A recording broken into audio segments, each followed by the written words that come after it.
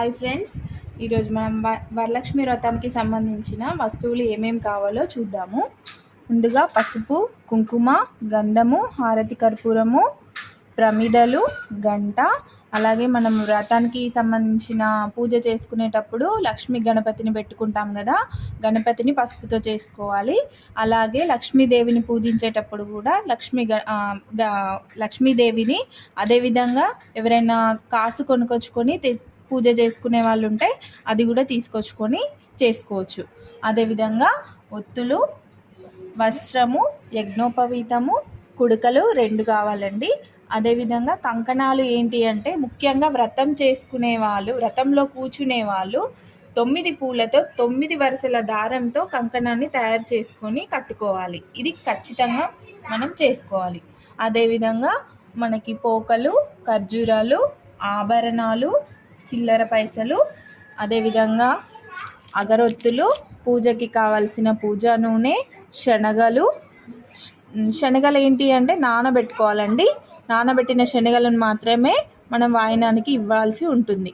అదేవిధంగా సోంపు, అక్షితలు, కొబ్బరికాయలు, మనం అమ్మవారికి పూజ అంతా అయిపోయిన తర్వాత సాంబ్రాణి వేస్తాం కదండి, సాంబ్రాణి, కలశము, మనం కలశం పెట్టుకునేటప్పుడు కలశం చెంబు తీసుకోవాలి.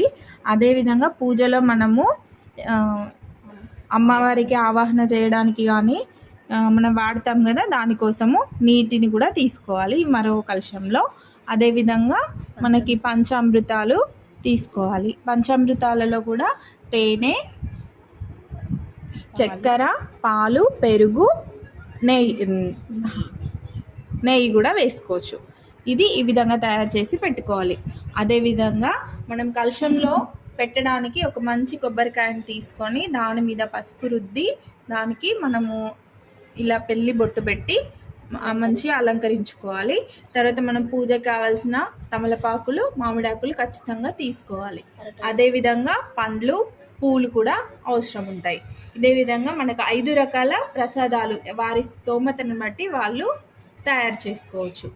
అదేవిధంగా మనకి వచ్చిన ముత్తైదుల కోసము మొదటగా అమ్మవారికి మనం సారె ఇస్తాం కదా, చీర, సారె, గాజులు అమ్మవారికి సమర్పించాలి. దాని తర్వాత మనం వచ్చిన అతిథులు ఉంటారు కదండి, వారికి కూడా గాజులు కానీ మన స్తోమతకి తగ్గట్టు ఇచ్చుకోవాలి. అదేవిధంగా కొంతమంది అమ్మవారి రూపు పెట్టి పూజ చేసుకోవాలి అనుకుంటారు. అలాంటి వాళ్ళకు కూడా రూపుతో ఇలా అలంకరించుకొని చీర కట్టి చేసుకోవచ్చు.